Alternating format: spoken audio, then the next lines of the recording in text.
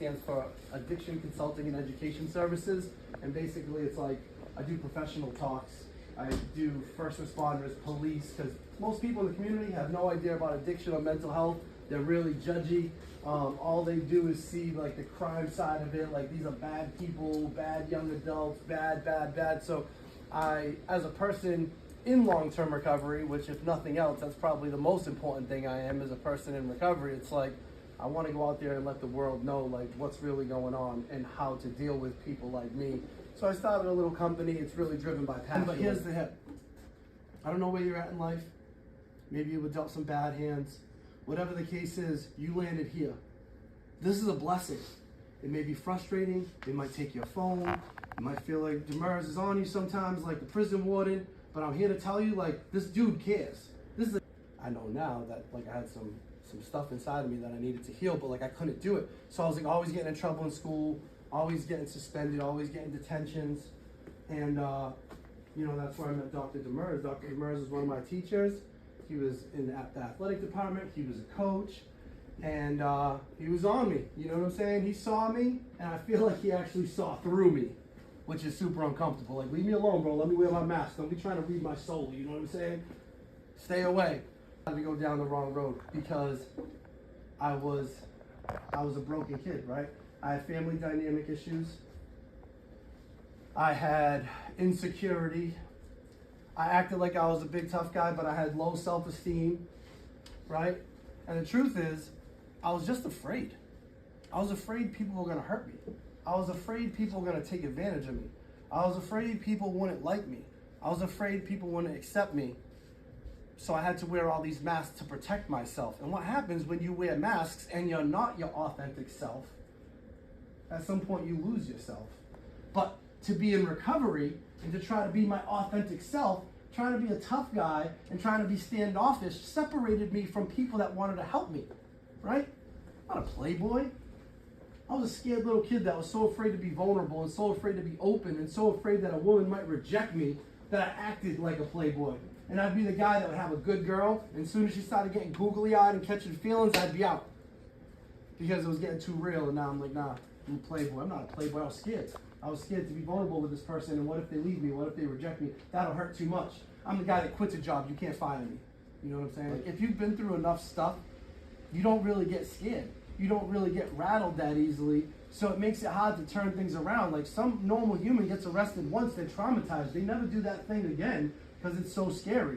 But like, if you grew up around trauma and you grew up around violence, then like these things don't rattle you. And then guess what? You start to believe that I'm not good enough.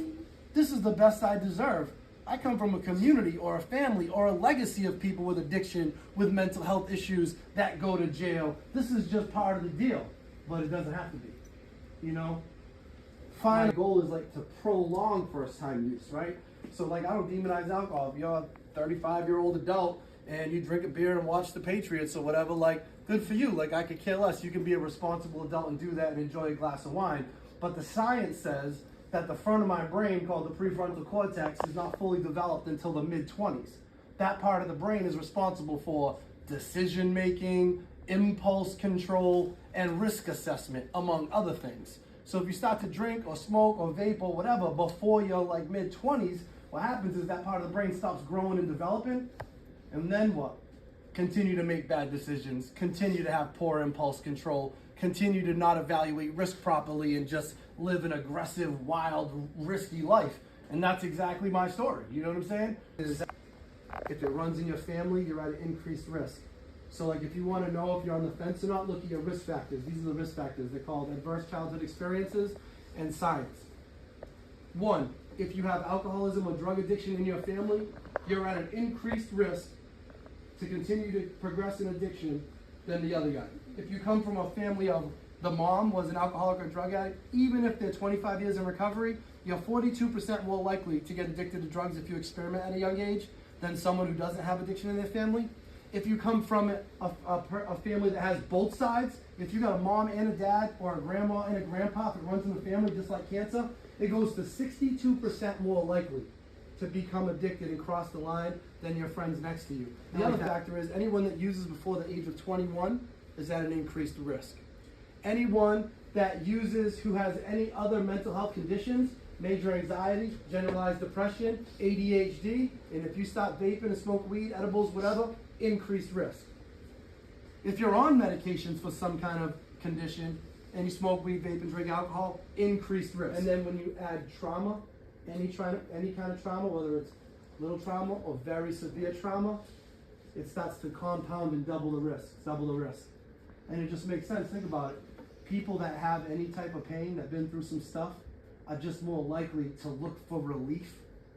So if you have pain, you're at an increased risk to cross that line and continue on into full-blown addiction. So what's the solution? Prevention's not about scare tactics. I tell my story, I hope someone identifies. It's not about scare tactics. It's not even about preaching abstinence. It's not about demonizing alcohol and drugs. The best prevention work is to say, hey, if you have anxiety, depression, trauma, broken families, like I can't fix that. I don't know what's out there waiting for you. I don't know what kind of crazy home you're walking into. I'm not gonna act like this little talk is gonna change your life, because it might not. But like, if you have pain, the best prevention work you could do is find people, help people heal their pain. If people have low self-esteem, help them build up self-esteem. If people have racing thoughts, how do we help them de-escalate? Like, I'm ramped up now because I'm passionate about this, but the truth is, sometimes I get major anxiety. I start biting my cuticles, my heart starts racing, and people in recovery taught me, sit down. Whew. I know they say it all the time, you get pissed, like take a breath. It's actually a real thing. And there's this thing called the 5-finger breaths. And if you go,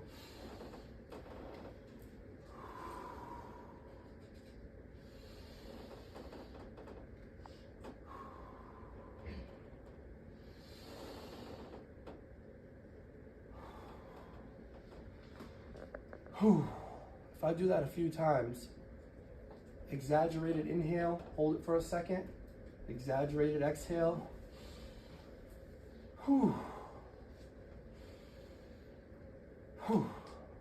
I can actually bring myself completely back.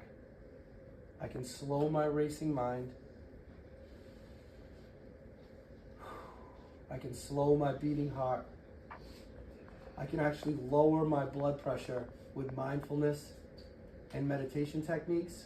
So instead of tweaking out and spinning out and getting violent or getting wild or needing to drink or smoke, when I find myself ramping up, I can take a minute. Every time you experience pain and experience trauma, it gets stuck inside your spirit, and that pain just lingers until you find a healthy way to process it. And my experience was, every time I tried to not use drugs, all that pain was coming up, and it was overwhelming. And I've had anxiety and depression and fear, and I was just overwhelmed with life, and I like hated people, and I was resentful, and I felt like life was picking on me, and I hated my family, and I hated the city, and I was just like, I was just like this ball of discomfort and hatred and pain. Oh, like I couldn't even breathe, man. Like, and that brokenness got me to the place where I'm like, I'm willing to pray. I'm willing to try. I'm willing to take suggestions. And the next thing you know, like, this person started leading me through the 12 steps, and I saw the truth about myself. I'm not a tough guy, I'm not a playboy, I'm not a drug dealer, I'm not a New Bedford rah-rah gangster, this and that. I'm a little kid that got hurt, that didn't feel comfortable in his own skin. And I had to create these characters and act tough and act like a playboy. I acted tough because I felt like if I didn't stand up for myself, people would walk all over me and hurt me. My only goal today is to like be a decent person, to be an authentic person, to try to use my story to help other people get out of the mess or divert them from going into the mess. And most importantly, I think about my 2 beautiful daughters, and my truth is, I got hurt at a young age. I've been to thousands of meetings. The most common story is, at 12, 13 years old, I started drinking and smoking weed. I had insecurity. I didn't feel like I fit in my own skin. I wasn't comfortable, right? It's the most common story. The most common story is people drink and smoke weed because they're not okay. That's the truth. You can act tough and act however you want to act, like it's cool or whatever. That's most people's experience. When they come out of it and they get real with themselves, like, yo, I didn't feel like I fit in. I experienced some tough stuff. And like smoking just like made it a little more tolerable.